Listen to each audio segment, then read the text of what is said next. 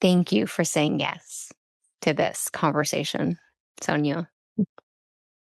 Thank you for inviting me in.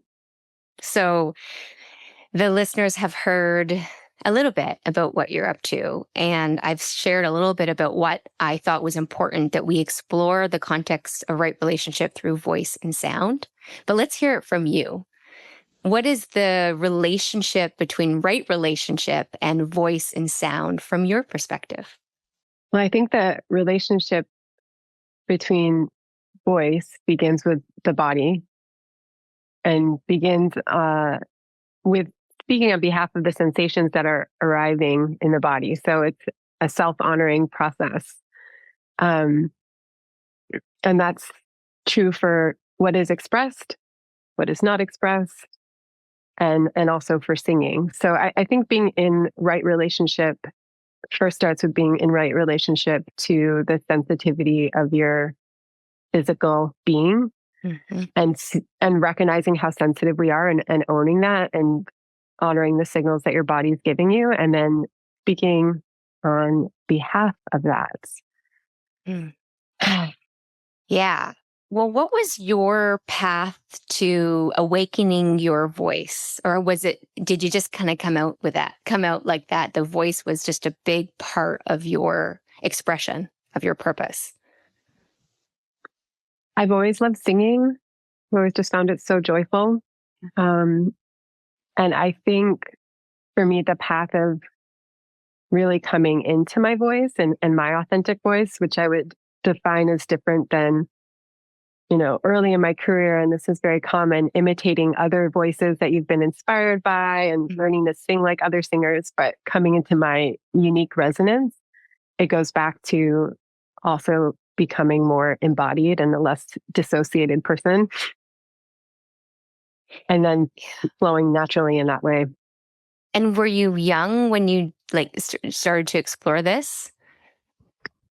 I was young when I was singing. I was, singing since I was a child, and and I think my path to actually really coming into my voice in its true resonance wasn't until I was about 26, 27. Okay. It feels really important to me from a leadership perspective because so many voices are silenced and so many people are in environments where they feel there's just a climate where their voice doesn't matter, so they stop speaking up. And we talk a lot about finding your authentic voice. And so if you're directly speaking to, say, a team inside an organization, it doesn't matter what level of leadership they're in, but because we consider they're all leaders. What guidance do you have for folks to reconnect to voice or activate their authentic voice? Well, I think, what comes to mind, and I don't, this is very unscripted. This thought is a little incoherent as it's coming in, especially when you talk about teams, is like recognizing power signature within spaces and how we're constantly diminishing our power based on different power dynamics that are structural. Mm-hmm. And so that's the first thing is recognizing that, and then recognizing how much power there is in the voice, and that, when you speak, especially when it's difficult,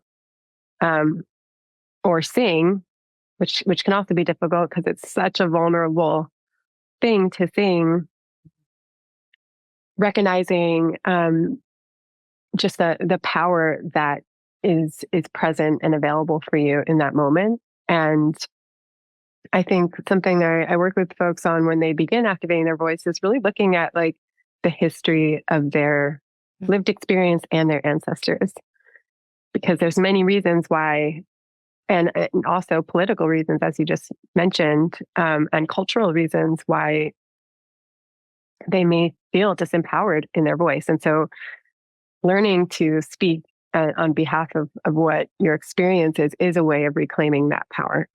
I don't know if that was very all over the place. It's beautiful. It's so beautiful. And that's been definitely a thread in the conversations we're having, whatever context our guest is coming from, is talking about lineage and ancestors.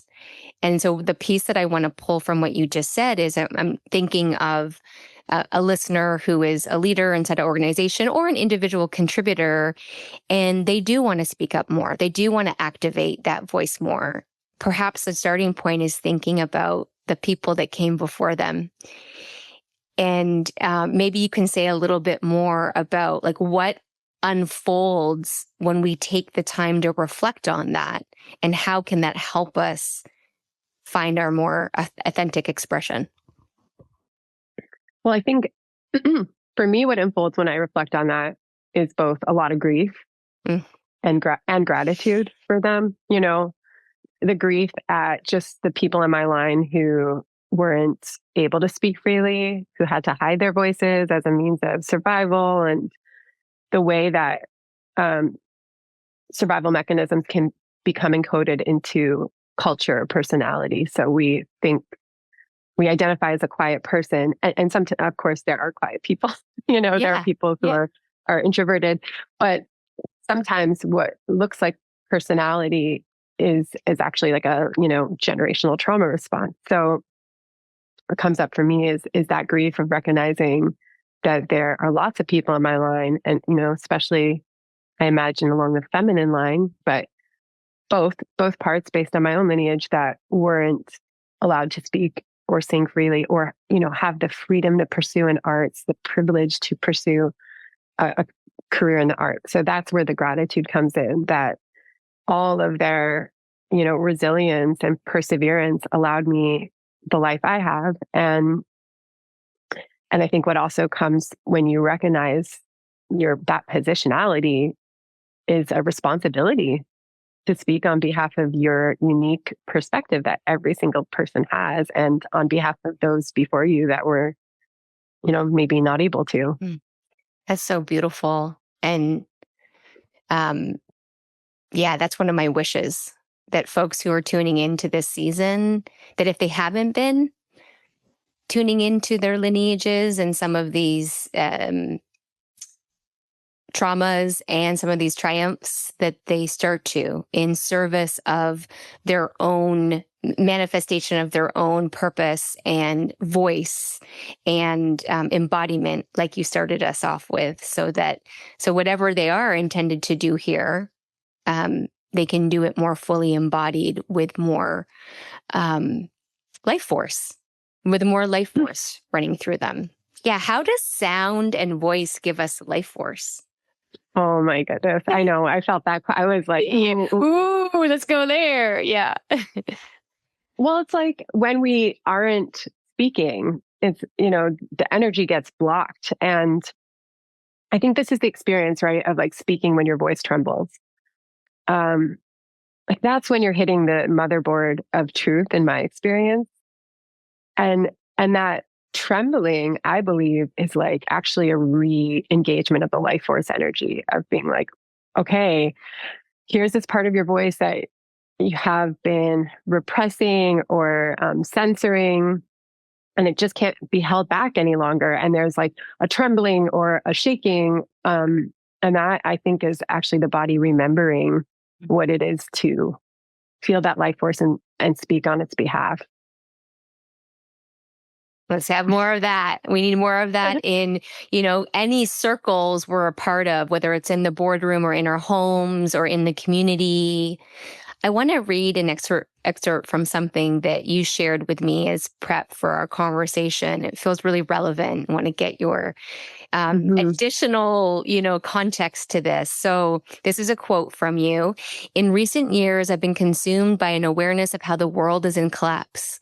Not just the environment, but also the intertwined systems of power, colonialism, capitalism, racism, and structural inequity, all driving us toward unsustainable and life-denying futures. This album, you've recently released a beautiful new album, came from asking myself how we show up for that collapse and how music can hold space for repair as well as the birthing of new possibilities. How do we show up for the collapse? Like, give us some insight. Yeah, it's a big one. And I know your album's exploring that. And so many of us are asking this question. How do we show up for the collapse? Well, I think the first step is acknowledging that things are collapsing. Yeah. Depending on the bubble that we're in, some people are still not acknowledging that that's what's happening. So then they're not able to necessarily respond to it. So that would be the first, is to work on the defense mechanism that's withholding the sobriety of recognizing we're in a collapse state.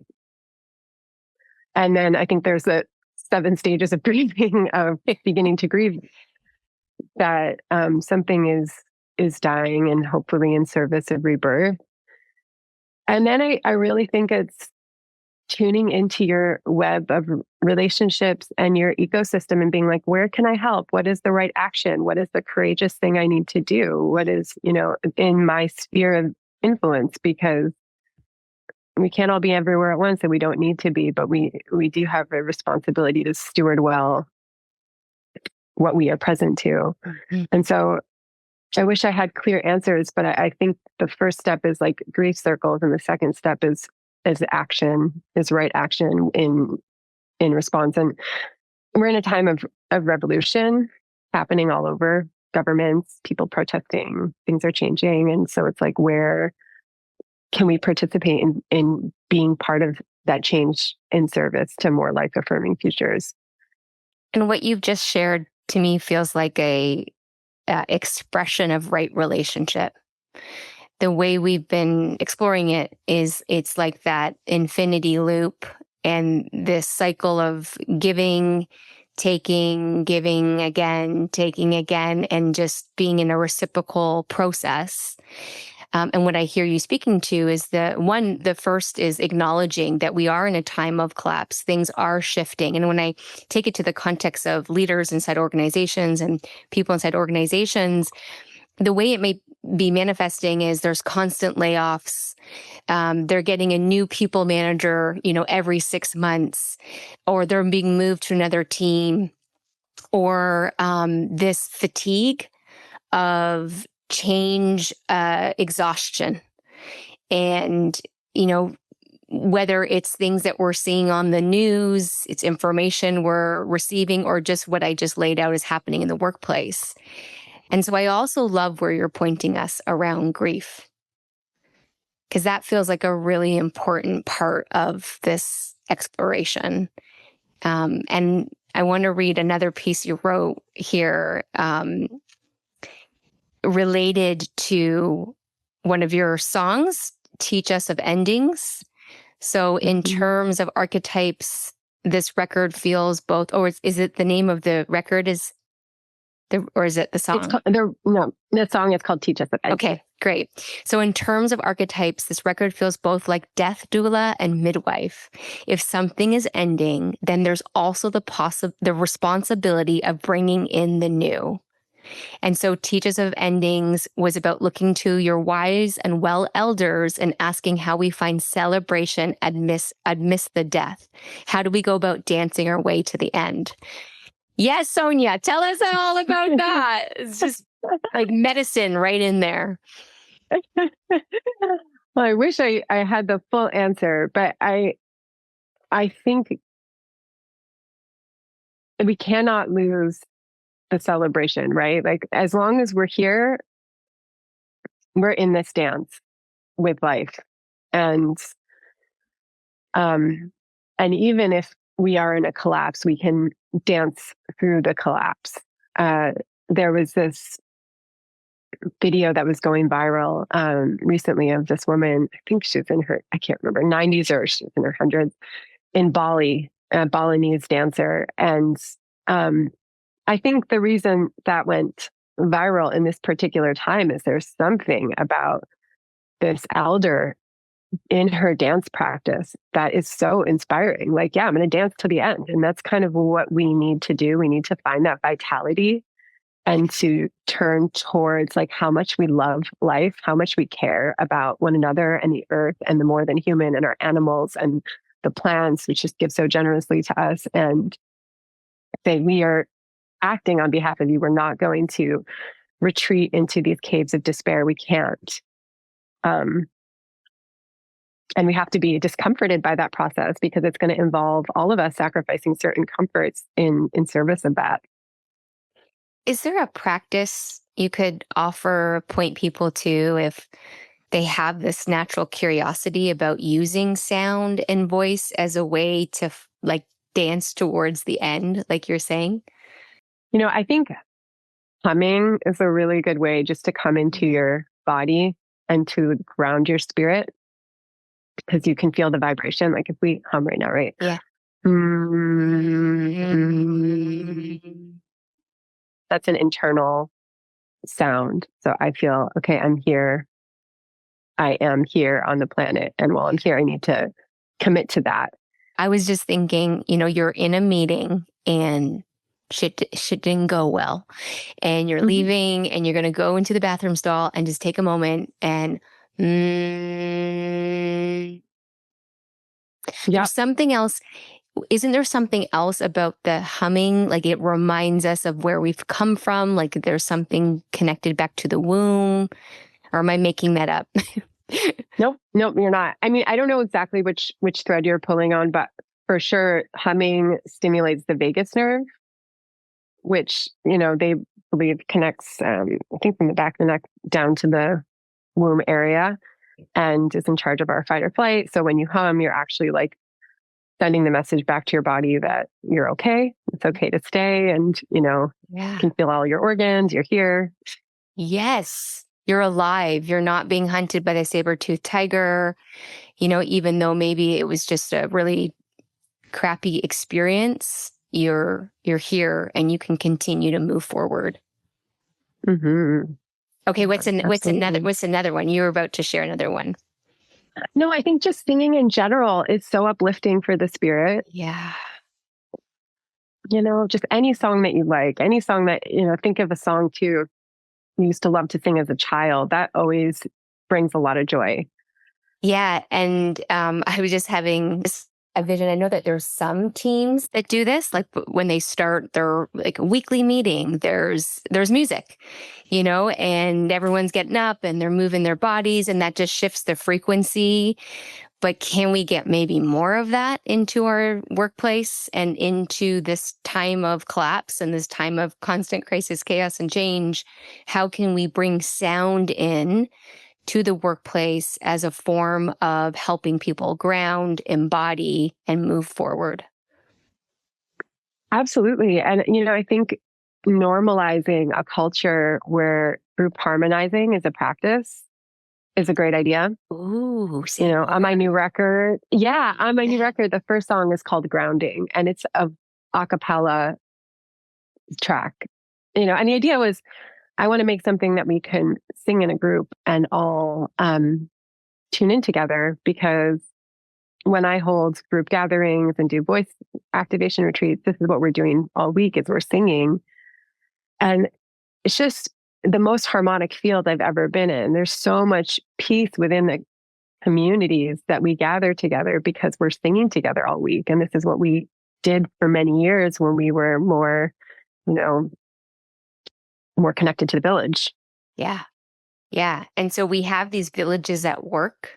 Let's activate them through group sound.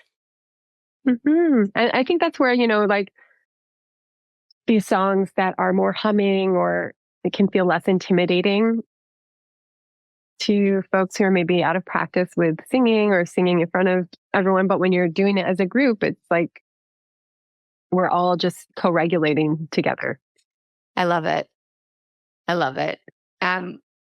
One of the things I see that you're envisioning as you've been taking this new record out on the road and in the world, You said here, when I visualize the show, I see me on the floor with different configurations of musicians, all of us trading instruments throughout the performance.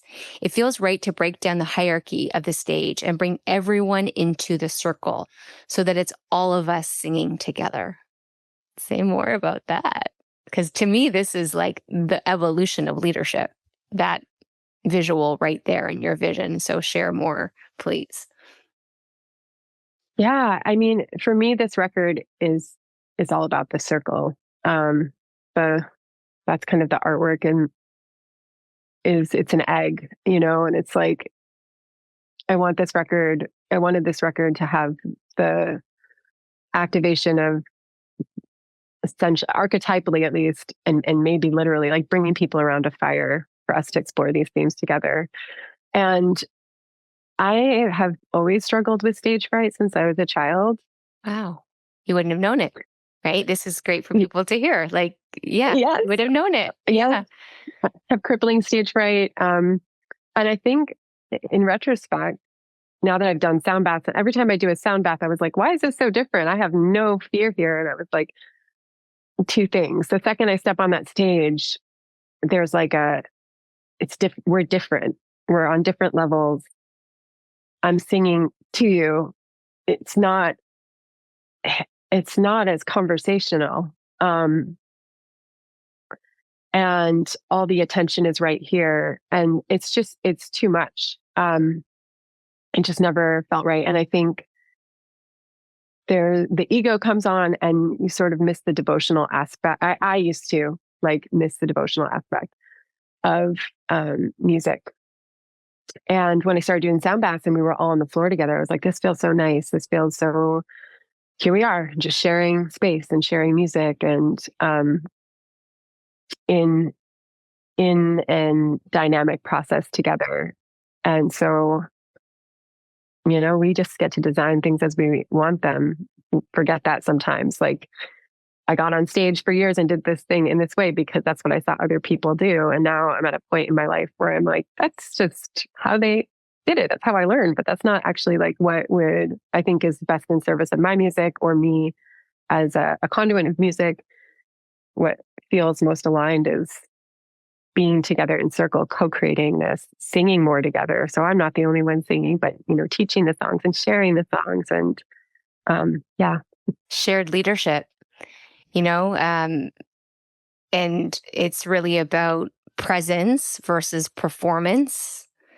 And exactly. you as the facilitator, the leader, and again, I can just like take this and put it back into the workplace. It's as those that are responsible for leading teams and leading projects. It's like, how do we create environments that bring out that collaboration, break down the hierarchy so that more voices feel safe to bring in their unique ideas and their unique contributions so that the output is going to be, we know, that much more incredible, because we've taken the time to do that.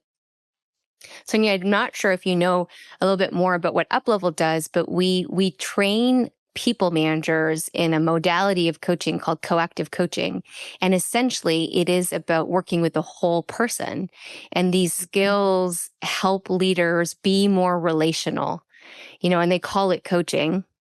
But really, it's this image that you've brought forward. It's how do you create these containers where we're in relationship and in conversation versus I'm at the top, in a performative role, telling you what to do and how to do it, because that's what's been collapsed. That way of leading, that Absolutely. way of holding space, right? So, just acknowledging you of being a leader in the forefront in your context, creating spaces like this. And I've had, the benefit of being in your presence and receiving some of your medicine. And it's so healing to be in these circles and to be included.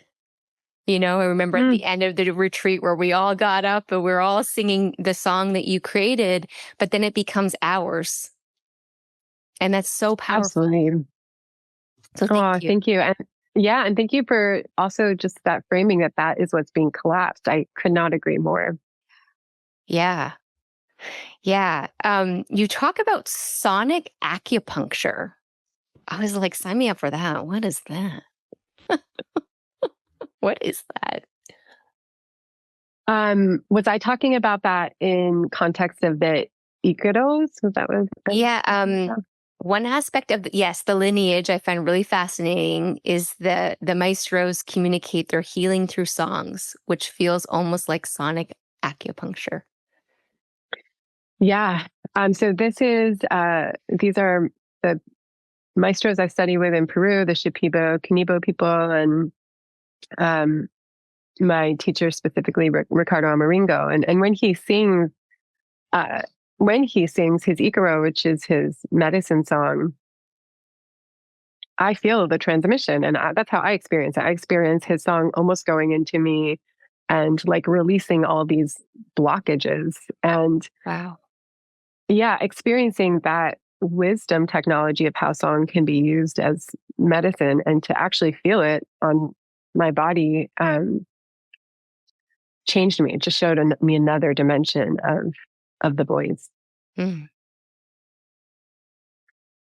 What's something that you're really finding as you bring this next album out into the world, you're finding really fulfilling, or that's like filling your cup?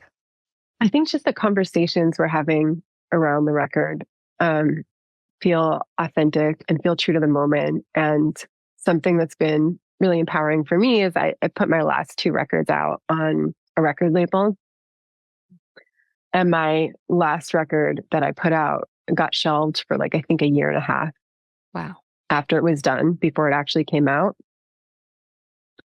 And obviously, you design music to be timeless. You're trying to write a timeless thing, but it was very hard to be in this liminal space between my creation and the delivery of it. And I really tried to make a very contextually relevant record because it was all that I was coming through me at this time was this is the record that I need to make and to be able to deliver it on my timeline for this time and feel and hear from folks that they're experiencing it as orienting is really meaningful.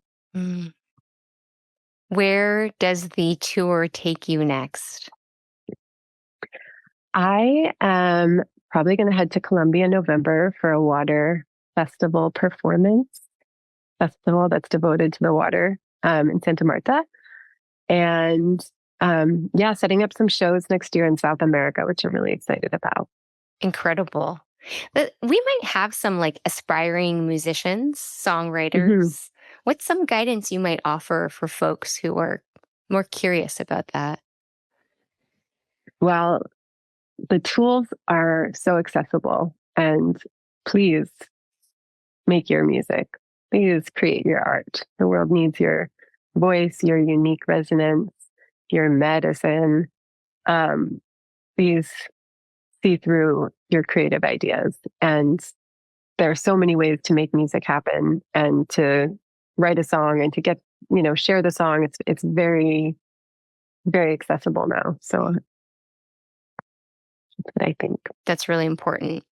Those almost feel like you're a prayer to end on, but I don't think we're quite there yet. So I'm going to ask you like a similar question to that later in the context of what we've been exploring. And with your permission, I wanted to go back to what you spoke about in the creation of this album. So this is another quote from you. In the past, I've written very personal songs on the topics we tend to speak about more openly in our culture. But for some reason, we don't give much space to miscarriage. And it felt meaningful to find a voice for that experience. What can you share with us and our listeners about the miscarriage and how it informed your art? I think I was so humbled by how intense the grief of miscarriage was. And part of why I was humbled was because I just hadn't heard many people talk about that piece. It's almost like there's a sense of, well, you didn't give birth to a baby and lose it. So you don't have, there's like, there's levels to it that I, as somebody going through it, was just like, this is so traumatizing and so sad, and it's bringing up so much endless sorrow. And it really took my voice away. Like I couldn't talk for months, and I felt part of it was like I didn't know how to talk about what I was going through, and I didn't feel like there was much space in the world. And I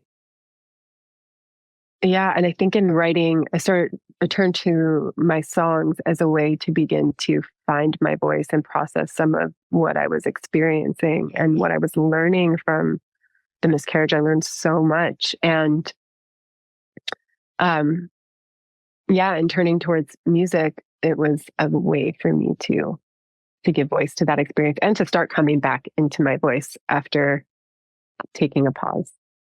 Thank you for sharing that. I'm hoping it connects to the listeners, and specifically our female listeners who have had an experience like this, a miscarriage, and their lives go on. They're working, they're maybe mothering other children, they're partnering, they're, all of the things that we all do. And this notion of like, give it voice. It deserves a voice. The grief, the loss. I feel like it's an important conversation that is definitely stepped over.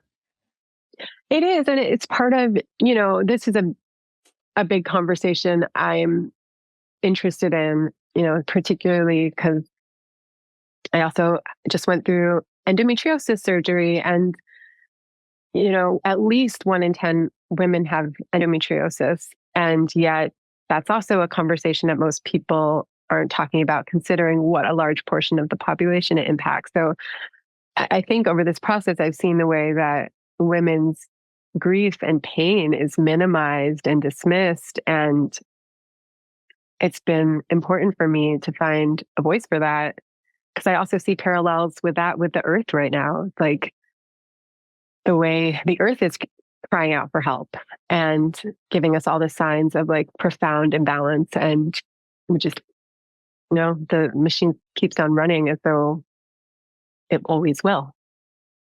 It always will. And where we started the conversation is, how can we use our voice and sound to be more embodied, to be more in our authentic expression as a way to navigate these times and create the new possibilities? I feel like that's where you've really been pointing us today. I know folks are going to want to learn more about you. So where can they find you? And we'll put this in the show notes, but any upcoming events or workshops that maybe they could participate in and get more of your medicine. Yeah, I will be hosting a week-long gathering for activating the voice in Costa Rica.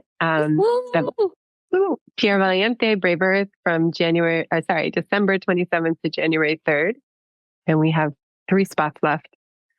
So that will be the next thing. Okay, so folks, listen, if you're feeling called, what a great way to cross the threshold of 2025 into 2026.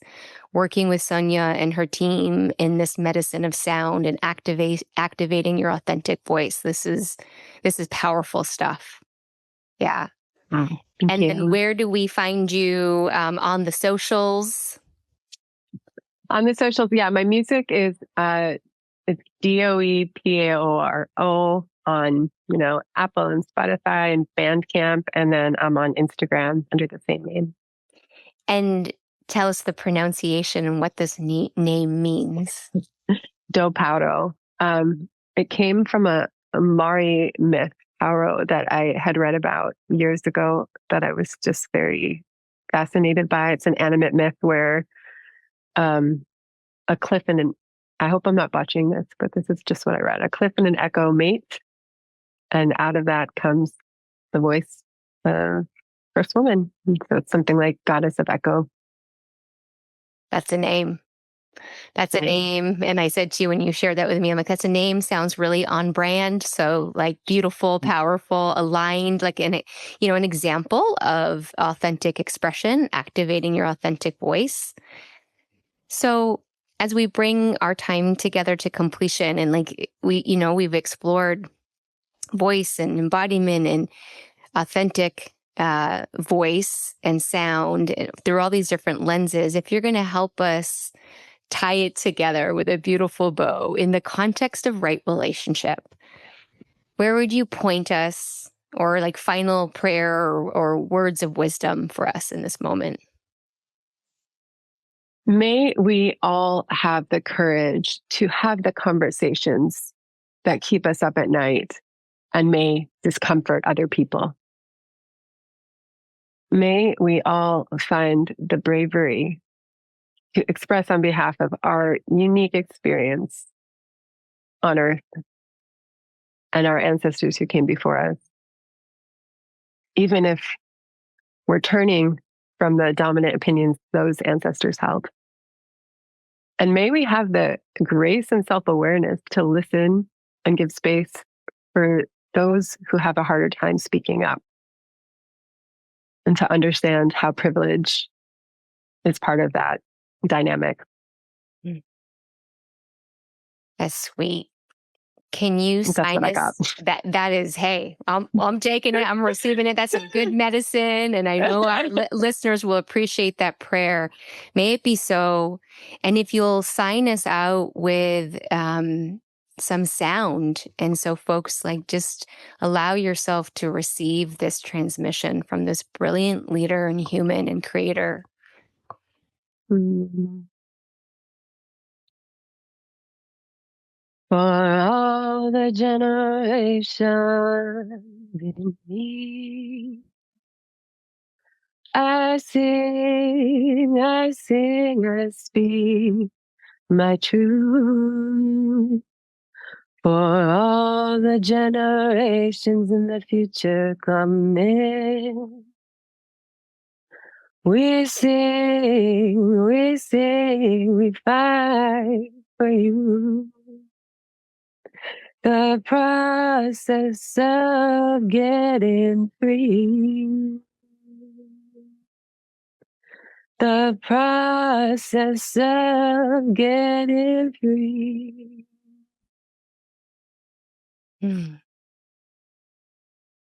Wow.